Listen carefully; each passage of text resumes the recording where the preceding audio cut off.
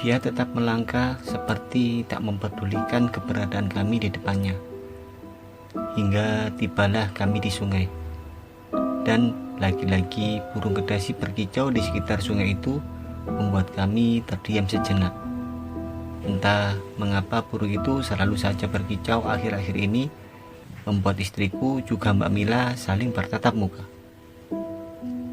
"Tenang saja Mbak, ada kami," ucap istriku menenangkan Mbak Mila. Namun aku tahu bahwa sesungguhnya dialah yang paling takut. Karena sekilas dia melirik ke arahku, Tono yang sudah siap kumandikan. Namun aku hanya meyakinkannya lewat kedipan mata agar dia tak usah merasa risau. Meskipun aku sendiri juga merasa aneh mendengar kicauan burung itu. Biasanya saat menjelang sore hari seperti ini, para warga akan berlomba-lomba datang ke sungai hingga sungai penuh dengan keberadaan mereka. Namun sejak munculnya kicau burung kedasi juga teror kuntilanak, mereka lebih memilih mandi pada siang hari dan tak lagi datang pada sore hari. "Mbak Mila, semalam Mbak mendengar suara cekikan kuntilanak enggak?" tanya Tati, mungkin mengusir sepi. "Enggak tuh Mbak, mungkin saja aku tidur dengan nyenyaknya. Jadinya aku enggak mendengar suara-suara aneh di luar rumah," sahutnya. Tangannya dengan lihai menggosok semua cucian kotor itu hingga tandas. "Gitu ya Mbak? Soalnya hampir semua warga kampung mendengarnya Mbak. Ibu-ibu tadi pagi juga menceritakan kalau kuntilanak yang suaranya masih nyaring berarti orangnya belum meninggal. Bahkan mungkin sekarang masih beraktivitas. Kasihan ya," tambah istriku lagi di sela-sela mandinya dan menghadap ke Mbak Mila. Mbak Mila melirik sekilas ke arah Tati. Setelah itu dia hanya diam, fokus membersihkan dirinya, membuat Tati tak lagi berceloteh. Setelah mandi dan mengisi jerigen-jerigen yang aku bawa, kami langsung beranjak pulang sama-sama lagi dengan Mbak Mila. Aku memegang jerigen berisi air, sedangkan Tati menggendong Tono. Sejujurnya, aku merasa aneh dengan Tono yang terus menatap Mbak Mila dengan tingkahnya yang tak biasa. Tono anak yang cerewet. Dia akan selalu bertanya pada orang yang dijumpainya, tapi tidak dengan Mbak Mila. Ekspresi Tono lain dan tak dapat kuartikan. Setibanya di gubuk, hampir semua warga tak lagi beraktivitas karena matahari sudah mulai menampakkan warna jingganya. Sebentar lagi maghrib, tak ada lagi warga yang berkeliaran. Semua sudah masuk dalam rumah mereka masing-masing. Tinggallah Mila yang berjalan seorang diri menyusuri jalanan yang sepi menuju rumahnya, sembari tangannya memegangi loyang yang dijunjungnya. Aku dan Tati juga sudah masuk ke dalam gubuk dan memakai pakaian kami masing-masing. Setelah itu dia langsung menyiapkan makan malam. Saat selesai memakaikan Tono sepasang baju kesukaannya. Makanan yang dia siapkan disimpan dulu di atas meja kecil, lalu menutupnya dengan tudung saji. Sebab aku harus pergi ke musola untuk menunaikan sholat maghrib dan sholat isya. Namun langkahku langsung dihentikan oleh Tati. "Loh, kenapa dek?" tanyaku heran. "Abang, gak usah pergi di musola dulu. Sholat saja di rumah bang, aku takut Tono juga suka merengek lagi." Aku melihat ke arah Tono yang masih anteng-anteng saja. Mungkin Tati takut dan begilah Tono merengek. Istriku memang penakut. "Baiklah dek, kita sholat sama-sama ya," usulku padanya dan Tati pun mengangguk. "Tono, kamu main di atas dipan saja ya. Ibu sama ayah mau sholat dulu," titah istriku pada Tono yang sedang asik dengan semua mainannya. "Baik bu." Anak kecil itu sangatlah penurut karena didikan istriku yang luar biasa. Selesai sholat, kami langsung makan malam dengan menu ala kadarnya. Yang penting bikin perut kenyang dan tak meronta. Itu sudah sangat membuat kami bersyukur. Selepas makan, kami istirahat sejenak di atas tikar, membiarkan makanan sampai ke lambung. Setelah itu, aku dan Tati langsung menuju dipan, membaringkan tubuh kami di sana menyusul Tono yang sudah tidur lebih awal. Istriku mendekapnya dengan penuh kasih sayang. Tiba-tiba, pintu gubuk kami terbuka dengan sendirinya akibat tiupan angin yang sangat kencang. Seketika udara berubah menjadi lebih dingin dari malam-malam sebelumnya. Saat menatap ke arah pintu Tati, sangat terhenyak melihat pintu gubuk kami yang terbaring keluar hingga memperlihatkan suasana di luar sana pada malam hari. Gelap gulita, tak ada yang kami bisa lihat selain mendengar lolongan anjing yang saling bersahutan. "Abang, bang, pintunya roboh bang, aku takut," bagi Tati yang mulai ketakutan lagi. Angin bertiup semakin kencang membuat kedua pohon pinus yang mengapit rumah kami bergoyang ke sana kemari. Aku langsung beranjak dari dipan, hendak menuju keluar dari gubuk, mengambil pintu yang roboh tadi. Namun sesuatu langsung lewat di depan mataku dengan kaki yang menjuntai sebelah saja. Aku memperhatikannya dengan seksama. Seketika aku terkejut dengan apa yang aku saksikan. Kuntilanak dengan senyuman yang menyeringai sangatlah mengerikan. Buru-buru aku langsung menarik pintu gubuk kami dengan sekuat tenaga. Seakan mulutku bungkam, tak tahu harus bicara apa. Kali keduanya aku melihat makhluk aneh, bahkan sangat jelas. Tak lama kemudian, kuntilanak itu terbang dengan suara yang paling nyaring, meninggalkan tawanya yang membuat kami ketakutan yang sangat. "Abang, aku takut bang," suara istriku bergetar hebat. Seluruh tubuhnya merinding, dia memeluk Tono semakin erat. "Tenang dek, ada abang," ucapku, mencoba menenangkannya. Meskipun sebenarnya aku sangatlah takut juga gemetar. "Aku mau pulang saja bang, ke kampung ibu. Aku takut bang, aku tidak mau di sini." Istriku merengek seakan tak mau lagi tinggal di kampung ini. "Sabar dek, tenangkanlah dirimu, ada Allah bersama kita." Aku terus menenangkannya, seraya tanganku mengikatkan kembali pintu gubuk dengan tali seadanya. Setelah itu, aku berjalan menuju dipan, berusaha memeluk istriku agar dia tak lagi ketakutan. Tiba-tiba, Tono langsung menangis histeris, meracau, seraya tangannya menunjuk ke arah jendela yang menghadap ke samping jalan menuju sungai. Tati sudah tak mau lagi menggendong Tono.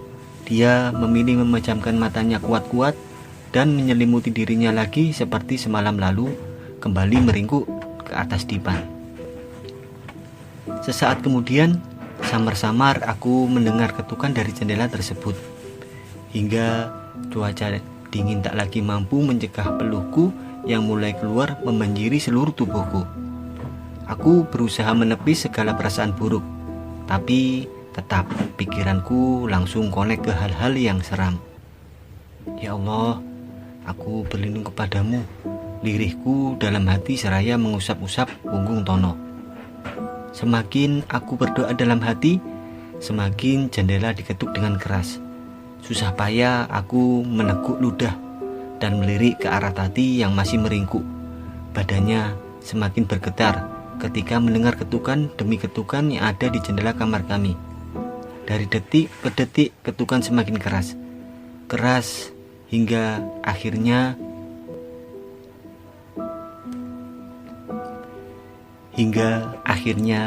jendela terbuka sendiri disertai dengan cekikikan kuntilanak yang begitu nyaring sampai memegahkan telinga.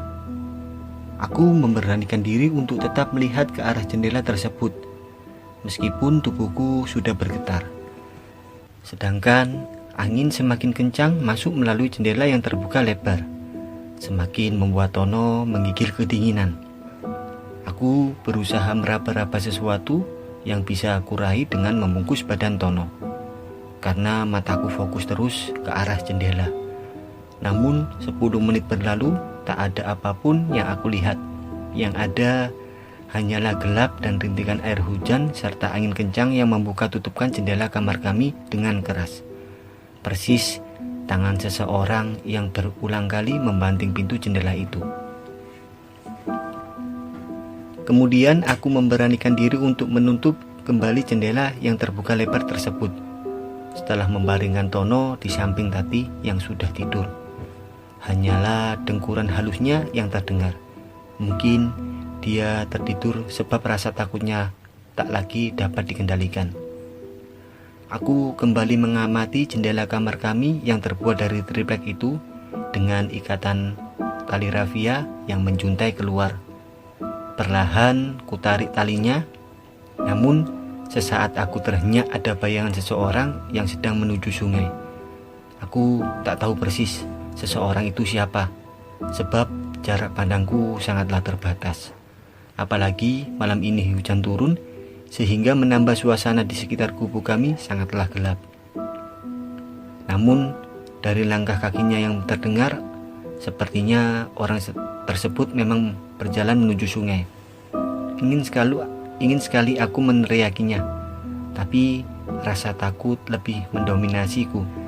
Aku memilih tak menghiraukan lagi apapun yang terjadi di luar sana. Yang terpenting sekarang adalah tidur agar malam cepat berlalu, biar rasa takut ini pergi seiring timbulnya sinar surya. Kembali aku menarik pintu jendela kamar kami dengan kasar, lalu mengikatnya dengan sekuat-kuatnya agar tak terlepas lagi. Setelah merasa aman, aku langsung menuju dipan berbaring di samping Tati. Sementara hujan turun semakin deras, disertai angin yang berhembus semakin kencang.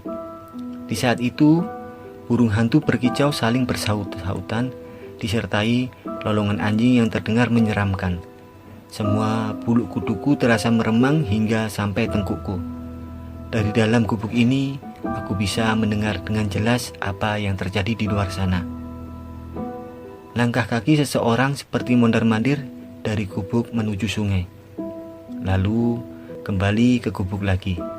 Seperti itu terus hingga Tati terbangun ingin membuang air kecil.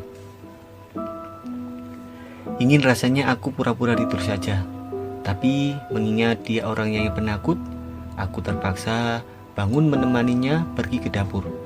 Kami tak berani keluar. Tati kusuruh buang air di tempat mencuci peralatan dapur. "Bang, itu apa bang?" tanya Tati yang membuatku terkejut. Wajar saja, suara-suara aneh yang terdengar membuat istriku ketakutan, karena jarak gubuk kami dengan rumah warga di sini berjarak 50 meter. Tetangga kami hanyalah 2 buah pohon pinus yang terlihat angker pada malam hari. "Mana dek?" Aku langsung menghampirinya yang sudah gemetaran. Itu bang," tunjuk Tati pada lubang-lubang dinding yang memperlihatkan keadaan di luar. Secepat kilat dia menyudahi membuang hajatnya, lalu melompat ke arahku. "Tidak ada apa-apa dek, ayo kita segera ke kamar, kita tidur saja." Gangguan demi gangguan hingga ketakutan kami sudah tak dapat terhindarkan. Hampir tiap malam kami mengalami hal-hal yang tak masuk akal. Bahkan bukan hanya kami saja, hampir seluruh warga kampung diteror oleh kuntilanak dengan suara nyaring. Sesaat kemudian kami langsung tertidur serta membawa ketakutan kami ke alam mimpi.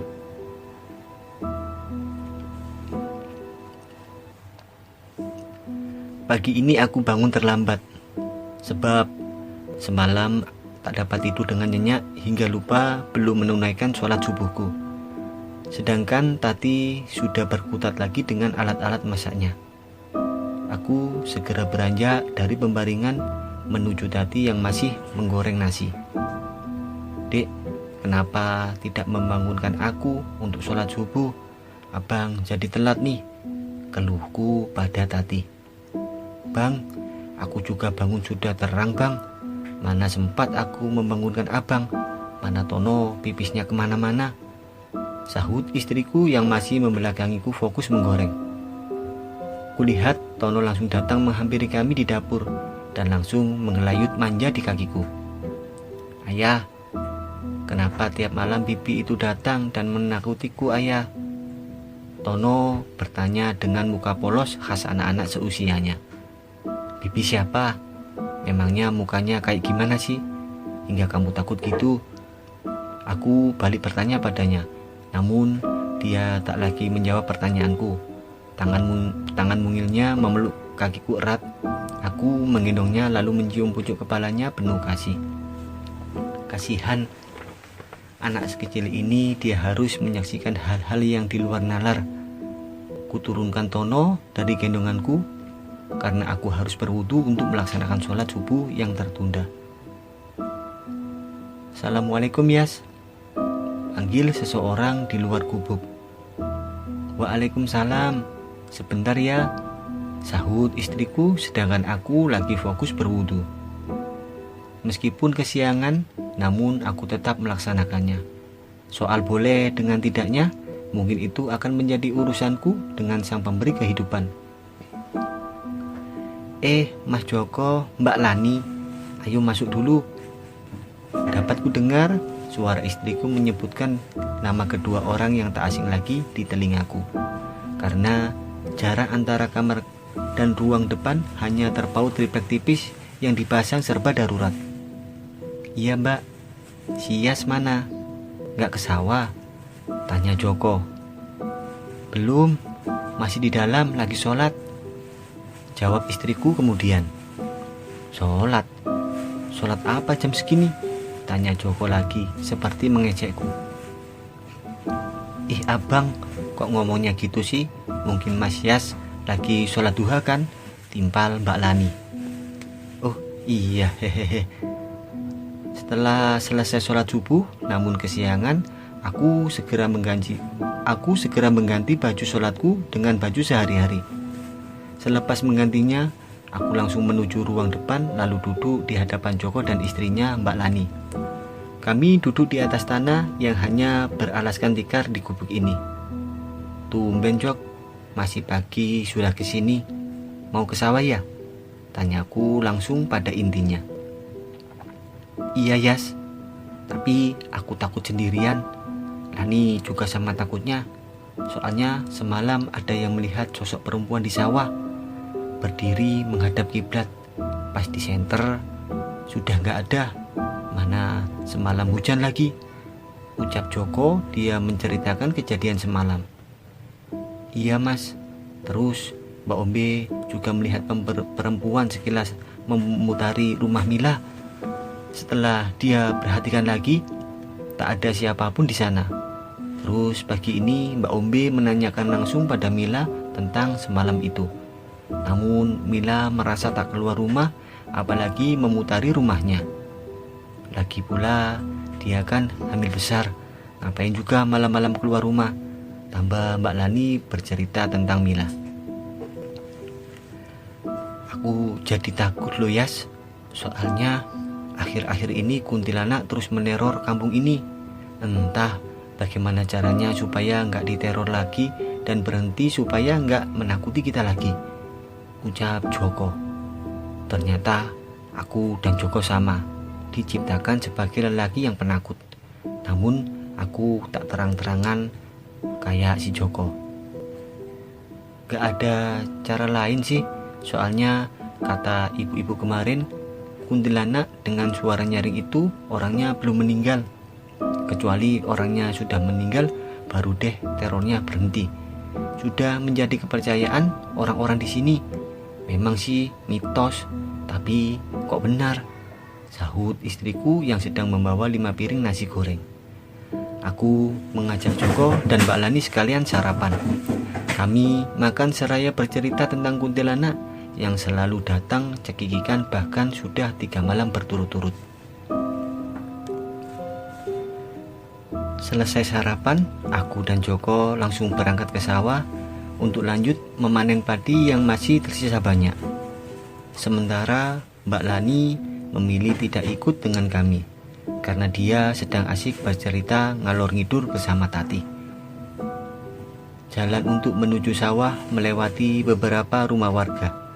Jalannya tepat di belakang rumah Mbak Mila yang samping kiri kanannya adalah rerumputan.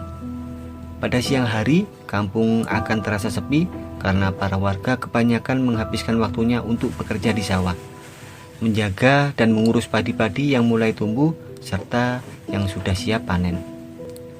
Saat memasuki pekarangan rumah Mbak Mila, kami langsung berpapasan dengannya yang juga sudah siap menuju sawah. Perempuan hamil itu dengan gigihnya bertani meskipun perutnya semakin membesar. Kadang langkahnya sangat terbatas akibat beban berat yang bertumpuk di perutnya. Namun dia tetap setia menyusul suaminya, Pak Kadri, yang sehariannya menggarap sawah milik warga kampung dan hasilnya mereka bagi 2. Mbak Mila, mau berangkat ke sawah juga Mbak? Tanya Joko yang berada di depanku. Aku mengikut langkahnya di belakang. Iya Mas, aku mau membawakan bekal buat Mas Kadri. Udah jam segini dia belum makan, jawab Mbak Mila dengan sopan. Namun aku menangkap sesuatu perubahan dari wajahnya. Entah itu apa, aku tak tahu. Walah, istri yang soleha. Mari Mbak, kita sama-sama, ajak Joko pada Mbak Mila. Kulirik Mbak Mila hanya mengangguk, seraya menenteng 3 rantang kecil di tangan kanannya, sedangkan tangan kirinya memegang air minum. Biar aku bantuin Mbak, aku pegangkan air minumnya saja, tawarku pada Mbak Mila yang kini berjalan di belakangku.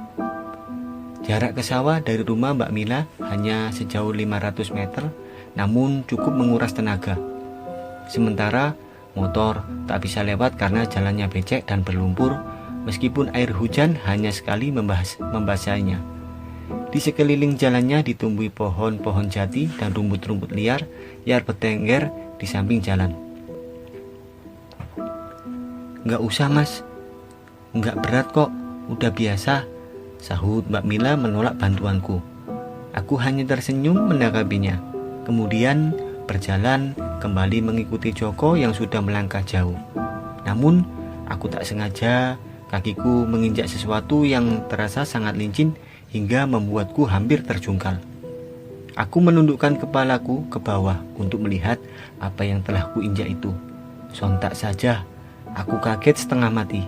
Ternyata seekor ular piton yang ukurannya tidak besar dan tidak pula kecil sedang memotong jalan yang aku lewati menuju rumput-rumput di sebelah kiriku. Joko, teriakku pada Joko yang berjarak 10 meter dariku. Sedangkan Mbak Mila tak jauh berdiri di belakangku. Langkahnya terhenti seraya memandang ekor ular yang perlahan semakin menghilang di dalam semak-semak. Kulihat Joko berlari menuju ke arahku dengan penasaran. Ada apa Yas? Teriak-teriak kayak kemalingan, tanya Joko setelah berada di tempatku berdiri. Itu Mas, ada ular, jawab Mbak Mila seraya bergidik. Di mana? Tanya Joko, matanya celingukan mencari keberadaan ular. Tadinya pas di tempatmu berdiri Mas, itu di situ, tunjuk Mbak Mila. Sejenak kemudian Joko langsung melompat seraya berteriak. Teriakannya lebih histeris dariku yang menginjaknya langsung, membuat Mbak Mila terheran-heran melihat Joko melompat-lompat tak jelas. Ya Allah, aku kaget sekali ya Yas. Maaf ya Mbak Mila, ujar Joko setelah menguasai rasa takutnya. Gak apa-apa Mas, itu pertanda kayaknya ya Mas. Soalnya dulu ibuku pernah bilang, tutur Mbak Mila dengan suara lemah. Pertanda apa Mbak? Kok aku gak tahu sih? Tanyaku penasaran, karena memang benar tidak tahu menahu soal pertanda-pertanda seperti itu. Iya Yas, itu sebuah pertanda, Jika kita sedang berjalan, lalu tiba-tiba seekor ular melintas di depan kita dan memotong jalan, itu artinya ada orang yang akan meninggal di sekitar kita. Jawaban Joko cukup membuatku kembali tersenyum. Bagaimana tidak? Yang kami jumpai selalu mengarah ke kematian. Bukannya aku takut mati, tapi kedengarannya memang sangat aneh dan membuat parno. Oh, gitu ya mas, timpal Mbak Mila seraya berjalan di depan kami. Iya mbak. Kemudian kami lanjut jalan lagi. Mbak Mila kusuruh berjalan di depan kami. Takut ular itu balik lagi dan mematuk Mbak Mila. Yas, Yas, panggil Joko dengan lirih. Iya, kenapa Jok? Tanyaku pada Joko yang tiba-tiba berjalan mensejajarkan dirinya denganku. Kamu mencium bau harum gak? Tanya Joko setelah membiarkan Mbak Mila melangkah sedikit jauh ke depan. Iya, aku cium. Baunya kayak begini. Kok harum sekali? Sahutku sembari mencari sumber bau. Iya, baunya sedikit aneh dan berbeda. Apa bau parfum Mbak Mila ya, Kas? Soalnya pas Mbak Mila duluan langsung tercium bau harumnya, tutur Joko lagi, membuatku manggut-manggut.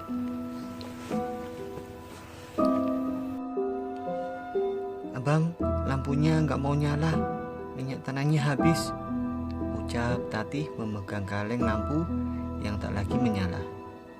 Ayah, ibu, gelap, aku pengen main, rengek Tono mendekati kami. Penerangan yang kami punya saat itu hanyalah korek api yang gasnya juga semakin menipis. Sementara di luar sana hujan rintik-rintik mulai turun lagi menyapa bumi. Aduh, bagaimana ya dek?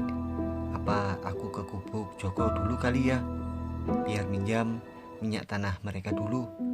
Gelap ini, mana senter juga sudah rusak. Usulku pada Tatih yang tak dapat kulihat wajahnya karena suasana gelap. Dalam gubuk sudah seperti di dalam goa. Tapi bang, aku takutlah bang. Tati menggenggam erat tanganku, tanda tak mau dia ku tinggal. Dek, lalu bagaimana dengan Tono? Kita juga belum makan. Biar sekalian aku beli senter juga, bujukku pada Tati. Namun sepertinya dia enggan melepaskan pegangan tangannya. Sebenarnya jarak gubuk kami dengan gubuk Joko tak jauh, hanya berjarak 50 meter. Yang membuatnya liku ciut yaitu keadaan di luar gelap gulita, juga hujan rintik-rintik yang sedari tak mau berhenti seakan ikut menangis dengan keadaan kampung yang semakin mencekam. Ya sudah bang, tapi cepetan ya bang, jangan lama-lama. Akhirnya istriku mengizinkan juga. Terpaksa aku memberanikan diri berjalan keluar setelah menyuruh Tati menutup pintu dengan kuat. Aku berlari sekuat tenaga menuju gubuk Joko. Namun baru 30 meter kakiku melangkah, aku bertemu dengan Pak Kadri, suami dari Mbak Mila. Langkahnya lebar. Di tangannya terdapat api obor yang hampir padam karena terkena air hujan. Pak Yas, Pak Kadri, sentak kami bersamaan. Pak Yas, tolong saya pak, istri saya kesakitan, ucap Pak Kadri tampak gelisah. Dia hanya memakai kaos pendek serta sarung yang dililit asal. Mbak Mila kenapa pak? Dia kesakitan pak, dia kesakitan, jawabnya lagi terlihat panik. Lalu bapak mau kemana? Mbak Mila sama siapa? Tanyaku penasaran, karena setauku Pak Kadri dan istrinya hanya tinggal berdua. Perut yang dibawa Mbak Mila adalah anak pertama mereka. Saya mau ke rumah Mbak Nyige, dukun anak di kampung ini, biar dia periksa dulu perut istriku. Mungkin istriku mau lahiran. Ada perasaan senang di wajah Pak Kadri saat mengatakan istrinya akan melahirkan. Mungkin dia sudah tidak sabar bertemu anak yang dikandung istrinya. Dia sendirian di rumah, makanya saya buru-buru, tambahnya lagi. Hujan rintik-rintik kini berubah menjadi hujan deras, hingga benar-benar memadamkan api obor di tangan Pak Kadri. Dia hanya membawa sebuah korek api sebagai penerangan berikutnya. Tangan kanannya memegang sebuah payung. Dalam benak ingin sekali membantu Pak Kadri, namun aku teringat Tati dikubur bersama Tono dalam keadaan gelap. Sementara aku harus ke Gubuk Joko meminjam minyak tanah untuk kami pakai malam ini. Air hujan ditambah hembusan angin membuatku semakin menggigil kedinginan. Daun pisang sebagai pelindung kepalaku dari hujan kini bergoyang ke sana kemari karena tertiup angin. Lalu saya harus ngapain, Pak? Mana hujan begini? Suaraku hampir tak terdengar olehnya karena hujan semakin lebat. Temani saya, Pak, untuk menjemput Mbah Nyige di ujung kampung. Soalnya saya takut sendirian. Aku terdiam sejenak. Kalau aku ikut menemani Pak Kadri, bagaimana dengan Tati? Sedangkan dia juga penakut. Pak, gak bisa ya? Tanya Pak Kadri seraya memegang bauku dalam kegelapan. Bisa, Pak, tapi istri dan anak saya juga sendirian. Lampu tembok kami sudah padam karena tak punya minyak tanah. Makanya aku keluar rumah mau ke Gubuk Joko. Ketemu Bapak di sini, jawabku pada Pak Kadri. Kalau Pak Yas mau, ini ambil saja minyak tanah yang ada di obor saya, Pak, untuk penerangan malam ini dulu. Nanti besok pagi saya akan kasihkan minyak tanah untuk Bapak. Kebetulan saya punya banyak minyak tanah, usul Pak Kadri lagi, membuatku tak bisa lagi menolak. Baiklah, Pak, mari kita ke gubuk saya dulu. Kami berjalan dalam kegelapan seraya meraba-raba. Sesekali korek api di tangan Pak Kadri dinyalakannya, namun padam kembali karena siraman hujan yang tak kunjung reda. Dek, buka pintunya, ini abang, panggilku pada Tati. Tunggu bang, saut istriku dari dalam gubuk. Setelah pintu gubuk kami terbuka, aku langsung menyerahkan minyak tanah yang ada dalam obor milik Pak Kadri. Kemudian meminta izin pada Tati untuk menemani Pak Kadri pergi ke rumah Mbah Nyige yang dipercaya sebagai dukun beranak yang terkenal di kampung ini. Baiklah bang, hati-hati, semoga Mbak Mila baik-baik saja. Berulang kali Pak Kadri mengucapkan terima kasih pada istriku karena dia mengizinkan aku menemani Pak Kadri. Tutup pintunya kuat-kuat dek, abang pergi dulu. Pak Kadri mengatakan bahwa rumah Mbah Nyige berada di ujung kampung, melewati beberapa pohon bambu yang sangat rimbun. Itulah sebabnya dia memintaku untuk menemaninya, karena tak berani melewati pohon tersebut yang terkenal dengan keangkerannya. Kami terus berjalan beriringan, korek api sebagai penerangan kami. Hujan sudah mulai reda, menyisakan genangan air di mana-mana, hingga jalanan yang kami lalui begitu licin, membuat kami harus ekstra hati-hati dalam melangkah. Maklum, jalanan yang ada di kampung ini belum terjamah aspal sekalipun, yang ada hanyalah pengerasan, sehingga jalannya begitu berlumut ketika hujan datang. Pak, masih jauh nggak? Tanyaku pada Pak Kadri yang kini berada di depanku. Sudah nggak jauh, sedikit lagi kita sampai di pohon bambu. Setelah melewati pohon itu, barulah rumah Mbah Nyige, sahut Pak Kadri. Aku belum pernah lewat di bagian sini. Wajar saja, aku tak tahu. Bahkan wajah Mbah Nyige pun belum pernah kulihat. Setelah memasuki rumpun bambu, bulu kuduku merasa meremang, membuatku terus-menerus menengok ke arah belakang, seakan ada langkah kaki seseorang yang sedang mengikuti kami. Tak lama kemudian,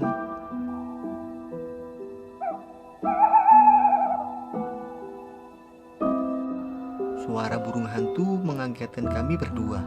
Hingga tak sabar, kami lari tunggang langgang setelah mendengar burung hantu tersebut. Kami berhenti setelah merasa capek dan nafas kami tersengal-sengal. "Aduh Pak, kenapa lari? Saya jadi ikutan lari," ucapku protes. "Saya takut Pak, itu kan burung hantu, burung pembawa berita duka Pak," sahut Pak Kadri membuatku semakin terhenyak. "Berita duka seperti apa Pak?" tanyaku penasaran. Kami lanjut berjalan lagi, namun kali ini setengah berlari. "Kematian Pak, memangnya Pak Yas gak tahu hal tersebut?" tanya Pak Kadri kepadaku. Kalau bisa dibilang sih, saya gak banyak tahu menau tentang pertanda seperti itu Pak. Hanya suara burung gagak yang saya tahu, sahutku. "Itu pertanda adanya kematian Pak," ucap Pak Kadri membuatku bergidik ngeri. Setelah berjalan cukup panjang di tengah gelapnya malam, melalui jalanan yang licin, melewati rumpun bambu, dan mendengarkan suara burung hantu, akhirnya kami sampai juga di rumah Mbah Nike. Kubiarkan Pak Kadri mengucap salam, sedangkan aku masih menetralisir perasaanku yang sejak tadi campur aduk tak karuan. Selang beberapa menit, pintu rumah Mbah Nike pun berderit. Tampak wanita tua dengan wajah yang menurutku menakutkan sedang menatap intens ke arah kami. "Silakan masuk," titahnya dengan datar. Aku dan Pak Kadri saling bersenggolan, menyuruh siapa duluan yang masuk. Tapi karena Pak Kadri yang punya kepentingan, akhirnya dia masuk duluan. Sementara aku hanya menunggu di luar rumah, di bangku kecil.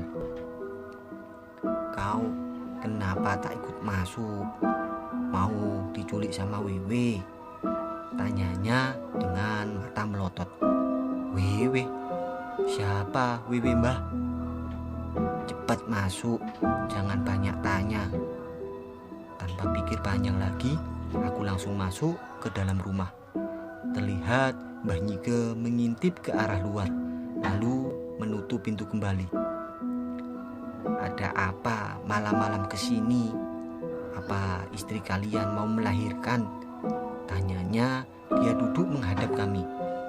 Di tangannya terdapat daun sirih yang langsung dimasukkan ke dalam mulutnya, lalu mengunyahnya. "Istri saya Mbah, dia sudah kesakitan sejak sore tadi. Saya datang ke sini untuk menjemput Mbah supaya melihat keadaan istri saya dulu," jawab Pak Kadri. "Siapa nama istri kamu itu?" Mbah Nike lagi. Lalu mengeluarkan air sirih dari dalam mulutnya yang sedikit kemerahan. "Mila Mbah." Mbah Nike tampak sedang membaca mantra. Karena mulutnya kumat kamit, matanya pun terpejam. Sepertinya dia belum mau melahirkan. Tapi tak apa, biar aku periksa dulu. Ayo, kita berangkat sekarang. Kami pun berjalan mengikuti langkah Mbah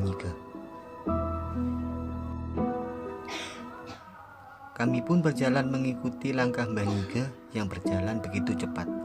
Di tangannya terdapat senter kecil sebagai penerangan jalan yang kami lalui. Aku dan Pak Kadri jalan beriringan karena masing-masing tak mau berada di belakang. Tak jauh kami melangkah dari rumah Mbah Nike, kami mendengar kembali suara burung hantu yang kini bersaut-sautan disertai lolongan anjing yang terdengar begitu mengerikan.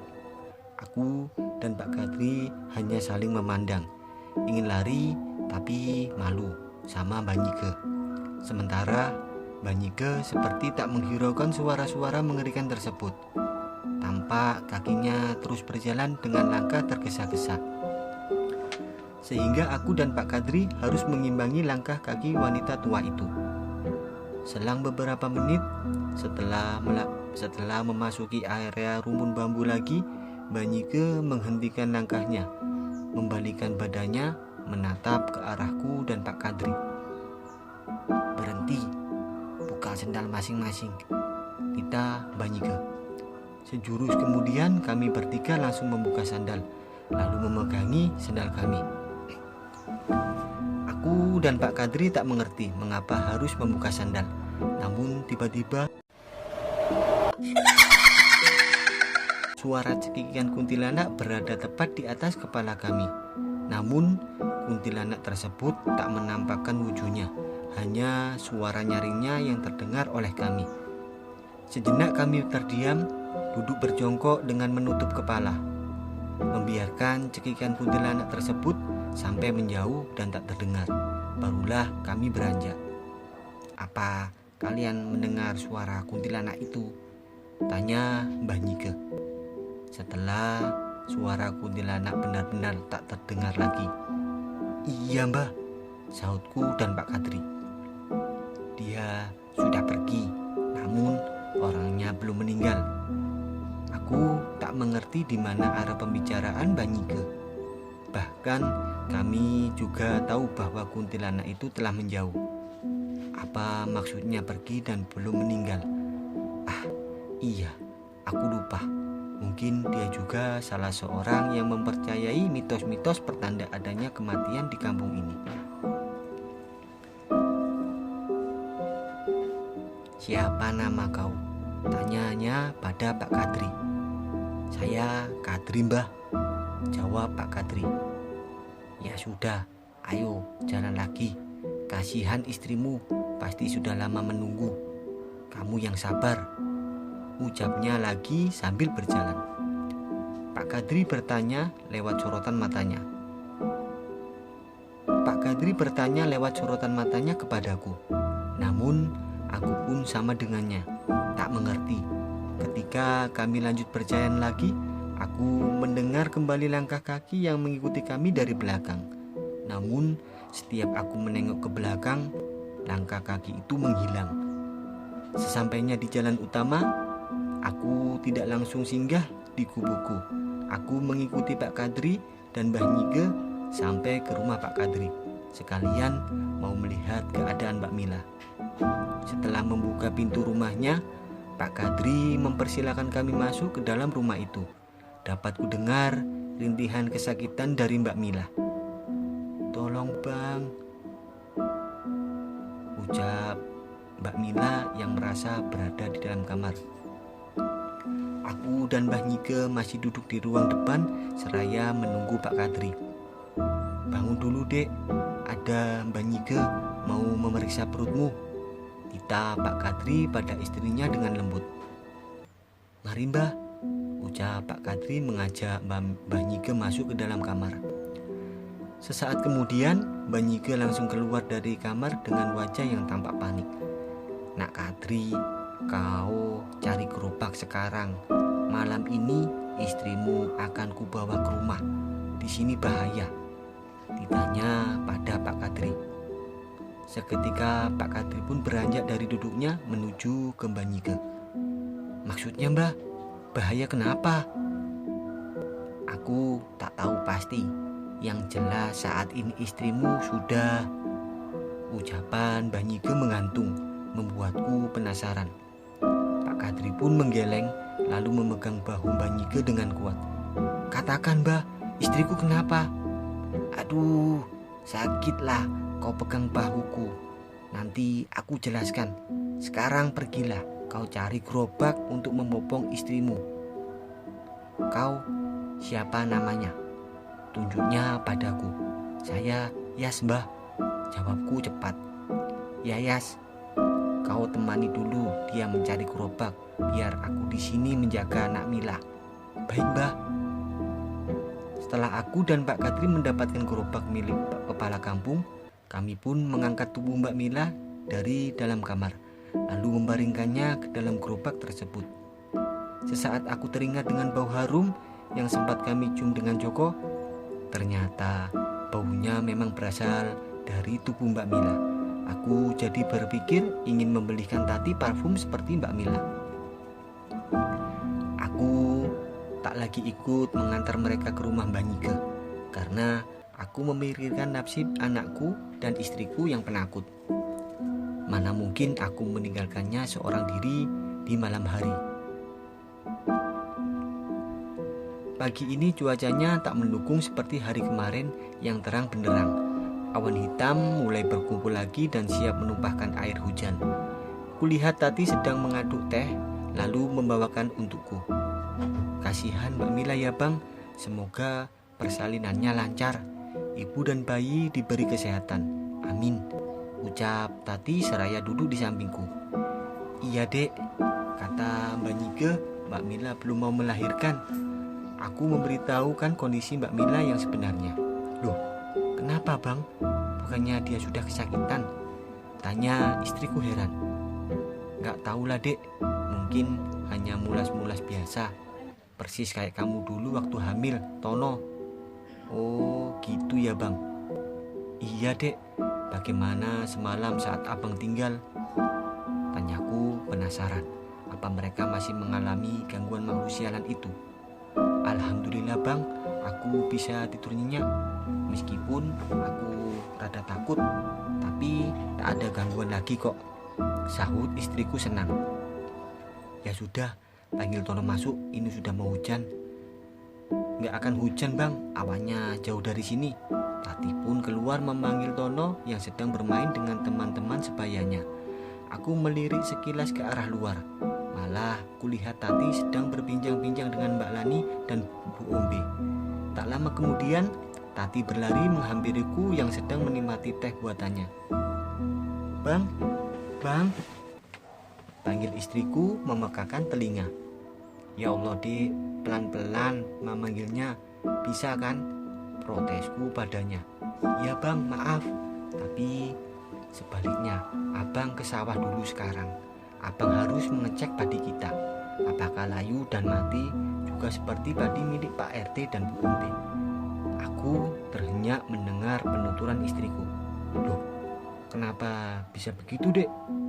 Tanyaku heran. Kata Bu Ombe, kena dudukan kuntilanak bang.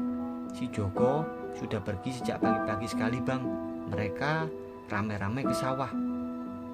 Baiklah dek, jangan lupa panggil Tono masuk dalam sini. Tanpa pikir panjang lagi, aku langsung berangkat menuju sawah, membawa golok sebagai jaga-jaga, takut ada hewan melata melintas lagi. Aku berjalan sambil bersiul kecil. Tak ada orang dewasa yang aku jumpai, hanyalah sekumpulan anak-anak kecil yang bermain di halaman rumah mereka. Ketika sampai di pekaran rumah Mbak Mila, tiba-tiba golokku terjatuh dan mengenai kakiku, hingga darah segar menyembur keluar. Aku meringis menahan sakit. Kurai daun apa saja yang bisa menutup luka kakiku. Namun tak sengaja telingaku menangkap suara aneh dari dalam rumah Mbak Mila. Suaranya seperti bersenandung lalu kemudian menangis. Mbak Mila kan dibawa ke rumah Mbak Nyige. Pak Kadri pasti masih di sana. Pintunya rumahnya pun tertutup rapat. Lalu siapa di dalam sana? Tanyaku pada diri sendiri. Sejenak aku merasakan tengkukku diterpa angin. Rasanya dingin sekali, hingga semua bulu kuduku terasa berdiri. Namun sepertinya bukan angin dari alam, tapi